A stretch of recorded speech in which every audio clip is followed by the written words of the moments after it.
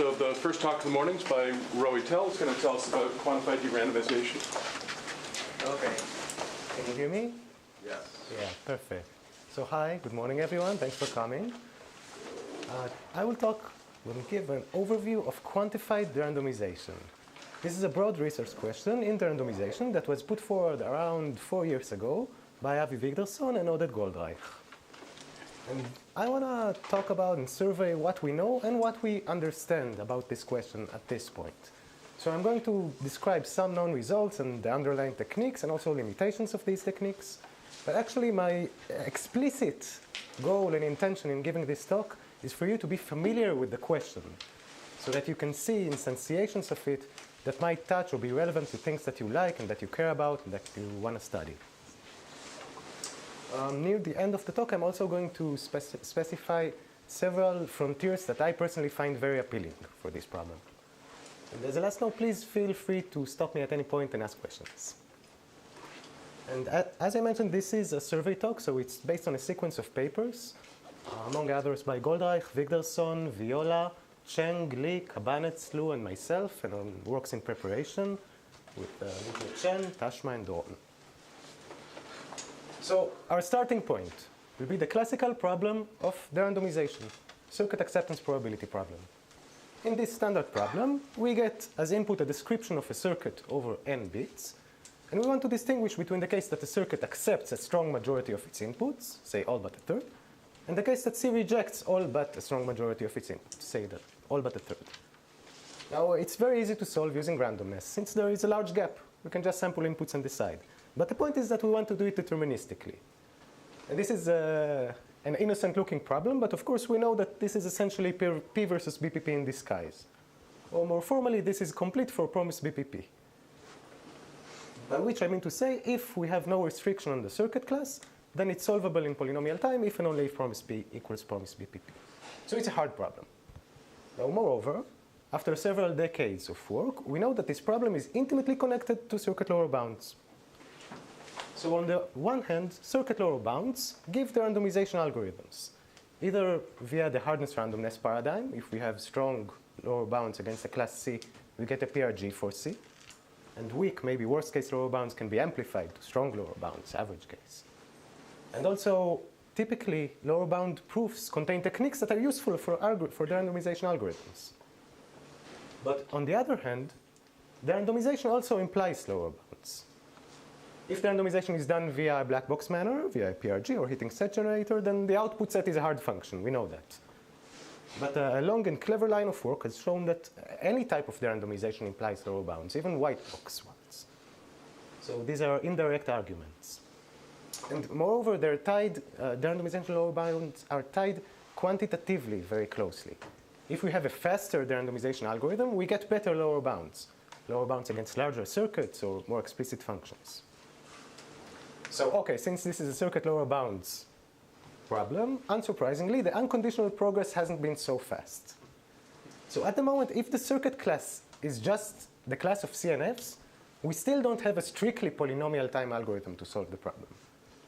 And if we go up to circuit classes such as TC0, then of arbitrary polynomial size, then we essentially know nothing. If we knew something, it would give lower bounds, which we don't have. So around 4 years ago, Goldreich and Vigderson suggested the following relaxation of this problem. Intuitively, instead of distinguishing between acceptance probability 2/3 and 1/3, let's try to distinguish between acceptance probability 99% and 1%. Or more specifically, let's fix a parameter B that quantifies the number of exceptional inputs to the circuit. And now we want to distinguish between the case that the circuit accepts all but B of its inputs and the case that the circuit rejects all but B of its inputs. In the original problem, B was 2 to the n over 3, right? A third of the inputs. But we want to relax this problem, so we want to handle B that is much, much, much smaller. Good. So now I've presented the problem, and you should have at least 2 intuitions, and these intuitions should be conflicting with each other. The first intuition is, like we are all taught in the basic complexity course, the exact constant 1/3 is completely arbitrary. It doesn't matter. We can do error reduction, and instead of having B that is 2 to the n over 3, have B that is much smaller, and the problem will be just as hard as the original problem. They are equivalent. And in fact, it's 2018. We have very clever ways for error reduction. So we can expect that the problem, even with a tiny b, will be just as difficult as the original problem. But on the other hand, for b equals 0, I know how to solve the problem if there are no exceptional inputs. Also, for small b's, we could just go over 3 times b inputs and take a majority vote. And as you might expect, we have more clever ways to do it than just going over 3 times b inputs. So for small b, the problem is easy. But what's going on? So fix a circuit class, C. And let's chart the values of b. On the left side, we have values of b that are easy. B equals 7 is easy. B equals n to the 5 is easy to solve in time, maybe n to the 6. And on the right side, we have values that are just as hard as the original problem. Maybe 2 to the n over 100. Or for some classes, 2 to the n to the 0.99. And our first goal will be the most natural and straightforward thing to do. This is a problem, it's natural, it's interesting, it's of independent interest. Let's see what we can understand, get tight results. Which values are easy, which values are as hard as the original problem. Maybe we can learn something just by this. But a more ambitious goal is to use this as a platform for derandomization in circuit lower bounds. That is, we want to make the red and the green cross. We want to reduce the standard problem to a setting of b that we can actually solve, by which we can get standard derandomization and lower bounds. You can think of this as in the context of Ryan's algorithmic method for circuit lower bounds. So the method says, okay, we do a non-trivial satisfiability algorithm and get lower bounds, or maybe derandomization algorithm and get lower bounds. But here, this is a further relaxation. We can construct a non-trivial algorithm for quantified derandomization when the number of exceptional inputs is tiny and still get lower bounds.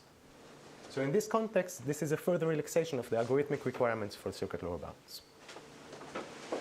And let me pause on this for a moment and say exactly what kind of lower bounds we can get from quantified derandomization. So any black box quantified derandomization that is non-trivial gives lower bounds in exactly the same way that standard derandomization gives. The output set is a hard function. However, if we want a white box to get lower bounds from a white box algorithm, we need to solve it for a value of b that is red, a value of b that is as difficult as the original problem, to get standard derandomization. And moreover, in contrast to standard derandomization, here we can trade off the speed of the algorithm to get lower bounds against larger circuits. These kind of padding algorithms fail in this context. So it's good and bad. It's good since we can make unconditional progress right now. And it's bad because we don't immediately get new lower bounds. We have to work. I'm going to mention 2 areas of research in this context, in this talk. The first one will be constant depth circuits, which corresponds to what I just described.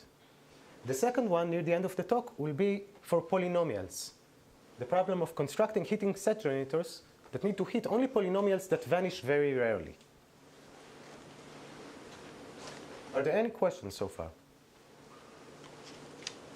Good. So constant depth circuits. The title, the headline, the thing that you should remember is that for constant depth circuits, the results that we are able to obtain in recent years are remarkably and surprisingly very tight. And we're going to both see it and see partial explanations of how this can be. So let's start with AC0, just constant depth circuits over the Morgan basis. This is a pictorial description of what's going on, and I'm going to get back to it in one slide, so you don't need to remember the precise parameter values. The point that I want to show is that for AC0, the red part and the green part are essentially touching. They're almost touching. And more specifically, the first theorem is that for any constant d, there is an unconditional algorithm for quantified derandomization of AC0 of depth d when the number of exceptional inputs is 2 to the n over polylog n, where the polylogarithmic power is essentially the depth d minus 2. And this algorithm runs very quickly. The running time is n to the log squared of n, which does not depend on the depth. So you should think of this running time as very quick, since if we would have an algorithm for standard randomization with this running time, we would get a vast improvement of Hasad's lower bounds. So on the other hand, we also know the second theorem. For any constant d, if we could do quantified derandomization when the number of exceptional inputs is still exponential in n over polylog n, But the polylogarithmic power, instead of d minus 2, it's now d minus 15 or d minus 20. Then we would get standard derandomization of circuits of smaller depth. So I'm returning to this picture. For like 2 to the n to the 0.99, we have a polytime algorithm. We can smoothly trade off the running time for the number of exceptional inputs up until this point, 2 to the n over log n to the d. And if we go a little bit to the right, slightly larger number of inputs, 2 to the n over log n to the d minus 20, then we would get standard randomization and lower bounds for AC0. Yeah? So for CNFs, we don't know any little 2 to the n, right? For CNFs. For CNFs, we know the standard randomization problem can be solved almost in polynomial time. It's a result of Gopalan-Meka and Reingold. For CNFs and AC0, we have quasi-polynomial time algorithms for standard randomization. And the lower bounds that they give match Hastad's lower bounds. But if we could create algorithms that would have been faster, we would get better lower bounds. And the thing is that when we do quantified randomization, the algorithm is extremely quick compared to those algorithms. Oh, you had a question? No. Oh, okay. Okay, we're going to see an explanation of what's going on here in a few minutes. I want to move over to TC0, class of constant depth circuits with linear threshold gates. So the first theorem is that there exists a deterministic algorithm running in almost polynomial time for quantified randomization of very sparse LTF circuits. Specifically, if the number of wires is slightly superlinear, n to the 1 plus something that decays exponentially with the depth, then we can solve the problem when the number of exceptional inputs is 2 to the n to the something that becomes close to 1 with the depth. And this number of wires is very close to what we can show lower bounds for in LTF circuits, n to the 1 plus something that decays exponentially with t. Moreover, by a result of Cabanets and Liu, there exists a deterministic. We can extend this to polynomial threshold functions, circuits with polynomial threshold gates. For example, if all these polynomials are of constant degree, then we get a quasi-polynomial time algorithm that can handle, again, n to the 1 plus something that decays exponentially with d. Decays faster, but it doesn't matter right now. And the number of exceptional inputs is slightly smaller. It's 2 to the n to the 0.99. Now, why am I being so obsessive about these exact parameters? Here it's n to the 1 minus 2 to the minus d, and here it's n to the 1 plus 60 to the minus d. The reason is that the following next theorem, with Lydia Chen, says that if we could get theorem 1 with the same number of exceptional inputs and even a slower algorithm, but instead of 60 we have another constant here, maybe 1.1, then we get randomization and lower bounds for all of TC0. Specifically, if there exists an algorithm for the randomization of TC0, not necessarily even linear threshold circuits, with this number of wires and this number of exceptional inputs, and it's sufficiently quick, say running in time 2 to the n to the little o of 1, which is much larger than the essentially polynomial time algorithm that we actually have, then we get lower bounds for all of TC0. So the gap in this case between what we know and what we need for lower bounds lies in the exact base of the exponent in the bound on the number of wires. I'm going to rush through this, through AC0 with parity gates. Just waving my hands for a bit, we know that depth 4 is hard in some sense. It will give standard randomization results. And in depth 3, we only know how to handle certain structured cases. So even the depth 3 case isn't finished yet.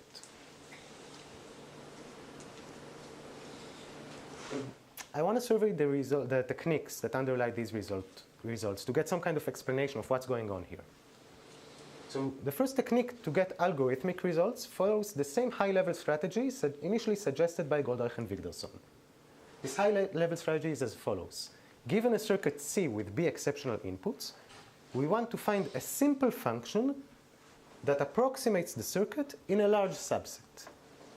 Specifically, we want to find a function f over a subset S, such that S is large, much larger than B, 10 times B, 100 times B. F is close to C in this set, And F is sufficiently simple such that we can approximate its bias inside S. And we can immediately see why this is helpful. The number of exceptional inputs, B, is small, but the set S is very large. So the acceptance probability of C restricted to S will be very biased towards the majority output of C. And since C restricted to S is simple, it's close to a simple function, we can approximate its bias and learn what the majority output of C is.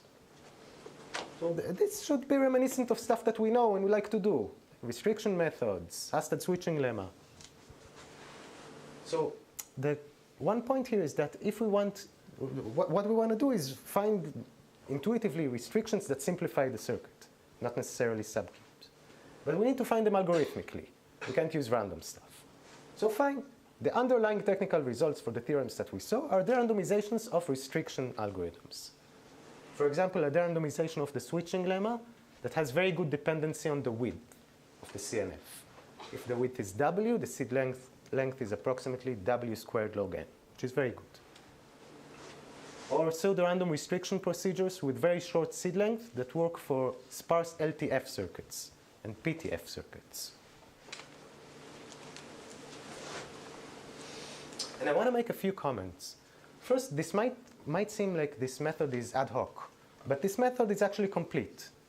If we can solve quantified derandomization or derandomization in any way, we can solve it using this way, since what we originally were trying to do is to find a constant function that approximates the circuit in the entire space.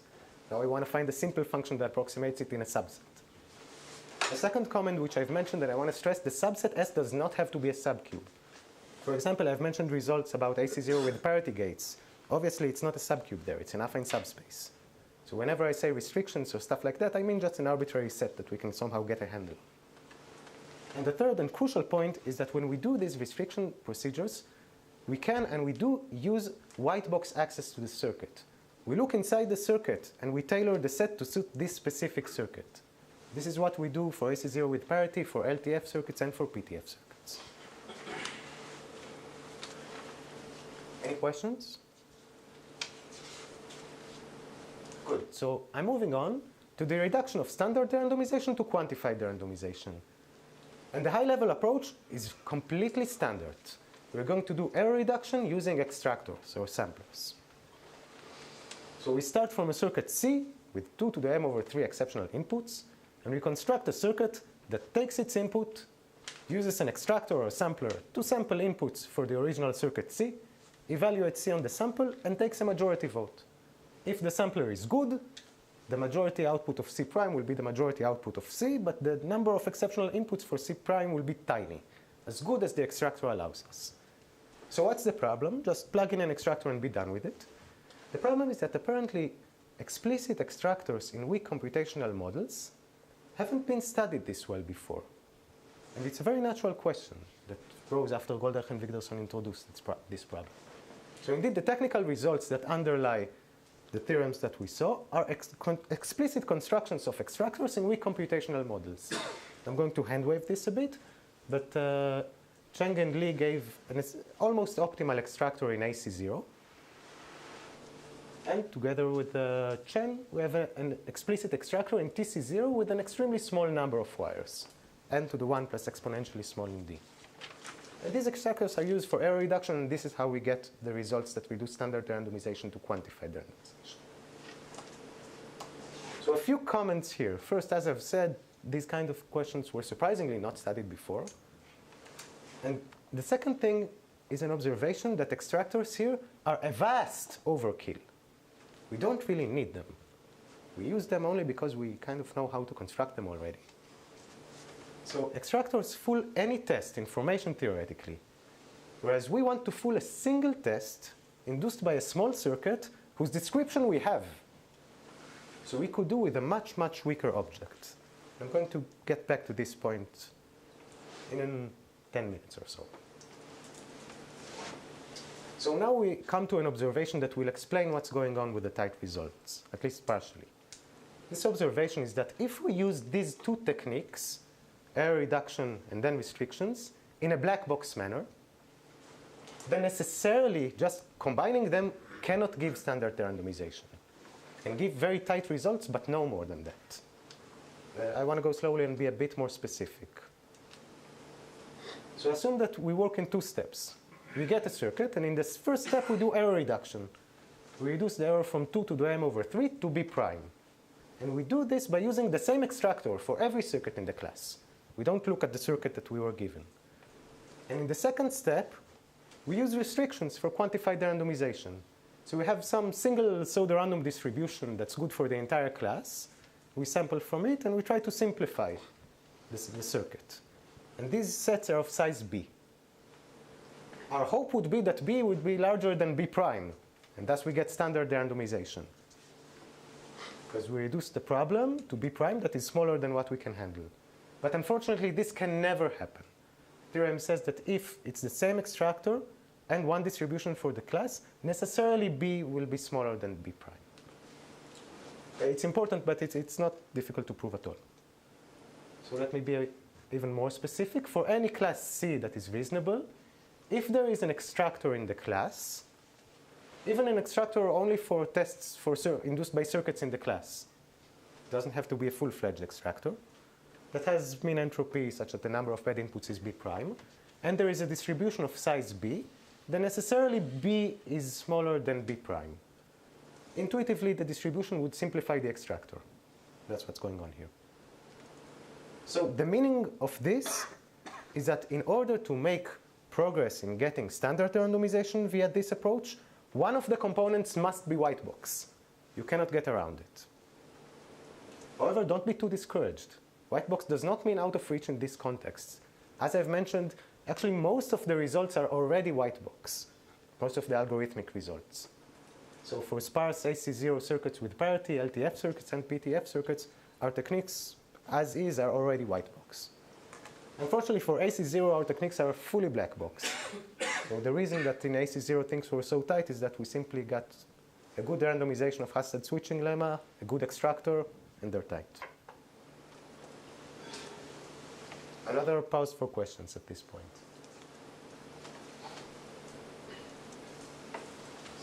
Yeah. So how you have results for AC0, Yeah. And yet you said this pair of techniques, this lemma, right? Anyway, you said you couldn't combine those two, so the 2 steps. So the thing is, the lemma says that take the best extractor that you have, it will bring you up to this point. And take the best distribution that you have over restrictions, it will bring you up to some point here. It says that this point will necessarily be to the left of that point. Okay, and this is what's going on here. The extractor is optimal, Hassad switching lemma is optimal. We got here. Up to some polylogarithmic factors that cannot be fully eliminated by the lemma. It doesn't fully explain what's going on in TC0. In TC0, B is the same, and we play with the number of wires. And in TC0 also, the algorithm is Whitebox to begin with. Why do you need extractors for sampling? Well, extractors are equivalent to samplers. But it's for low, like, do you assume some min entropy or it's... I'm sorry, could you repeat the question, please? You sample using min entropy, high min entropy distributions, or... Yeah, we want... Do you know So, okay, there is an equivalence between extractors and samplers. So if I have an extractor, it's equivalent with min entropy log b prime. It's equivalent to a sampler whose number, such that for any test, the number of bad inputs that over or under sampled this test is like 2 to the min entropy, so it's b prime. So yeah, I interchangeably use extractor and sampler, but we're using this as a sampler, essentially. Any other questions? Okay. So this is what I want to say about circuits. And like the highlights is that the results are very tight, that this could be used as a platform further for lower bounds, further relaxation of Ryan's methods, and that if we want to use this approach, we have to do something Whitebox. Now I want to move on to another setting that we understand less well. This setting is the setting of hitting polynomials that vanish rarely. So consider the following standard problem. We fix a finite field f of size q, and we consider the set of multivariate polynomials, fn to f, n is the complexity parameter. And the heating set S is a set for a class P, is a set such that every polynomial in P evaluates to non-zero somewhere in the set. Should we think of the field as large compared to n or small compared? Wherever you want. We have results for both. Like, our poor understanding is equally poor in both settings. No, it's actually poorer for large fields. So in other words, there's no polynomial in the class that evaluates on all of S. And in the standard problem, like we know of non-explicit sets, it's just counting, and the problem is explicitly constructing a heating set generator. So let's consider the following problem. Start with the class of degree D polynomials. We know that any heating set for all degree D polynomials has to be of at least of some size, roughly n to the d. This is an easy argument. So now I'm fixing a parameter b, which quantifies the number of zeros, the fraction of zeros of the polynomial, the probability that polynomial vanishes.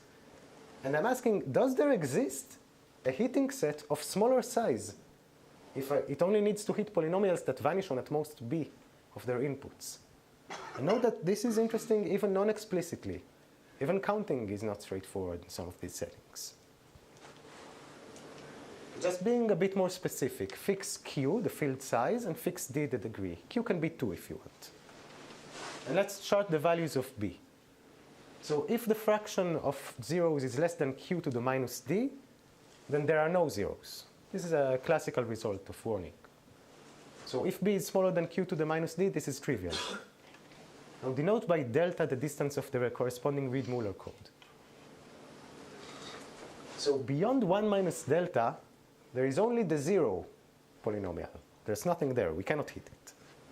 So the problem is interesting in between q to the minus d and 1 minus delta. A random polynomial lies here, right? It has like 1 over q zeros, approximately. Why q minus d is trivial again? Oh, this is a classical result. I found it at some point. The cheapest one is a monomial. Mm-hmm. Yeah.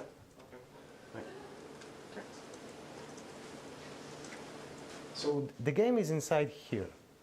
And note that we will have, like, hard values in this case will mean something different. Hard values will mean values such that we can lower bound the size of a heating set. Information theoretically, say that the heating set must be large. And upper bounds might be either explicit or non-explicit. And what we know is radically different for GF2 and for GFQ. So for GF2, we have upper bounds, but we don't have lower bounds. The upper bounds are both non-explicit, one can count, and explicit, that are worse off almost exponentially from the non-explicit ones. So for example, if Bn is some parameters times 2 to the minus d, like take 2 to the minus d and multiply it by t, then non-explicitly the seed length is roughly log t times log m. And explicitly, we can get this with an additive overhead of t. However, if we try to put some lower bounds in here, I don't know how to do it. And it's, 1 minus 10 times 2 to the minus d, I'm sure that the same lower bound holds. It doesn't help, but I don't know how to do it. On the other hand, think now of q as large. Q is polynomial in n. In this setting, we know of lower bounds, but we don't have any upper bounds. So I'm going to start with saying that there are no non-trivial upper bounds at all, even non-explicitly. I don't know how to count. And we have lower bounds that are unconditional, and they're a bit ugly. They are not good enough. So just as one application, for example, if Bn is q to the minus 10, 1 over q to the 10, or 1 over q to the 100, and the degree is super constant, then there is no polynomial size heating set generator. It's just a sound bite. If you want t to be larger, then the lower bounds get very ugly. And my personal feeling is that while there are some results here, we don't really understand what's going on. So I'm going to mention 3 or 4 open problems. But as I said before, I think that open problems here are essentially everywhere, since this is a broad question that can be instantiated in many settings. So the first and most prominent open problem is for TC0. This is a circuit lower bound frontier. And the result that I mentioned says that if for a sufficiently small c and every depth d, you can intuitively find restrictions for TC0 of this size, n to the 1 plus c to the minus d, then we get lower bounds for all of TC0. You know, it's really the lower bounds that we do have for c that is larger are via the restriction method. So there is no inherent reason that if we change the base of the exponent, we are suddenly not able to do this. And as a first step, maybe a baby step, can you find the set, even non-explicitly, not algorithmically, can you prove that there is some structured set that the TC0 circuit simplifies on, other than its set of ones and its set of zeros? I think this might be a tractable problem. And if it's not, it tells us a lot. How come this tiny change makes the problem completely intractable? This is open even for d equals 2, or 3 is the first one? For d equals 2, there are restrictions by K and Williams that go so to... okay, so this starts being open at d equals 3. Yeah, but like if you want to get lower bounds for this, you need to go like to a large d in order to get lower bounds for a smaller d. Okay, but I mean, the question, as you stated, can be asked for every fixed d. Yeah, definitely. Definitely, right. But then I wouldn't have said that. Yeah, I understand. No, good point. Thanks, Ali. And so, okay, this is a standalone problem. It's very relevant since it is a Boolean Devices workshop. And I want to mention a few problems that seem more inherent or internal to quantified randomization. The first one, as we know the algorithmic approach, the non-trivial algorithms that we need to get the randomization might be non-deterministic. In quantified randomization, this is really appealing, constructing non-deterministic algorithms for quantified randomization. For example, in AC0, it's very easy to make use of non-determinism. You just get the restriction. The proof is the restriction, you just check it. In general, it's very intuitive that if you want to simplify the circuit, then some kind of all-powerful God just gives you the restriction, and now you just have to check it. And for AC0, I know how to do it easily. It's not difficult. And the second point, which was something that was burning before in my presentation, I said that we need to do something Whitebox, and I said that extractors are an extreme overkill. So this raises the question of Whitebox samplers. And it's a very weird question, which is good, because it might have not been thought about too much. So I'm not allowed to use randomness, right? I'm a deterministic algorithm. But I'm going to construct this other thing, the sampler, which is allowed to use randomness. And it's suited for that specific circuit. And it needs to fool that specific circuit with extremely high probability. They have some ideas on how to make progress with this. I think this is a promising thing. And the last one, or actually two frontiers that I want to mention, first, heating set generators for polynomials when Q is large. Can you get any upper bound? The fraction of zeros is 2 times Q to the minus D. Slightly non-trivial. Can we say anything? And the last point is that applying this to other settings other than concept depth circuits and polynomials. For example, Goldreich and Wigderson in their original paper thought about Merlin Arthur and Arthur Merlin. What happens if they are right with extremely high probability? What can we say? That's it, everyone. Thank you very much.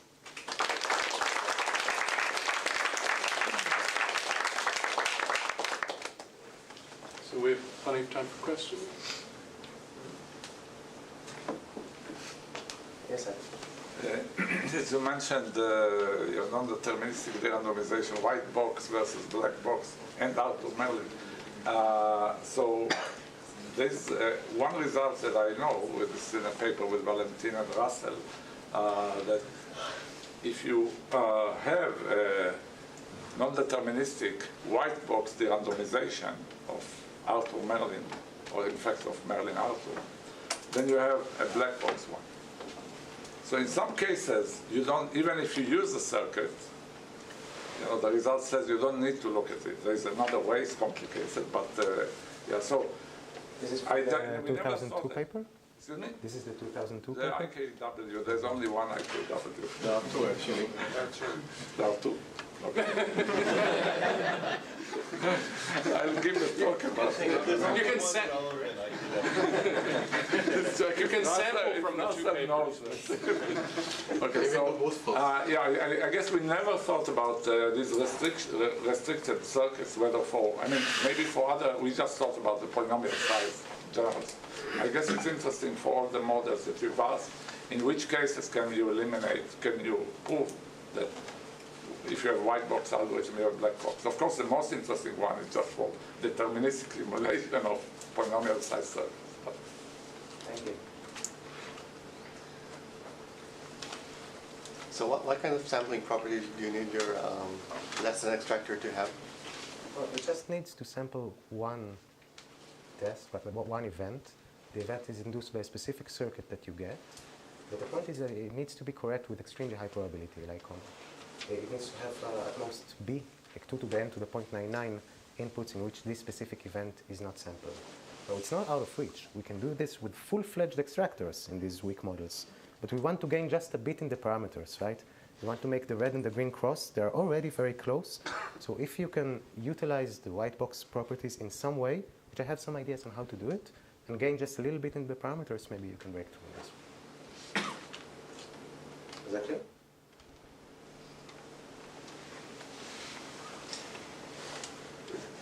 Comments, questions?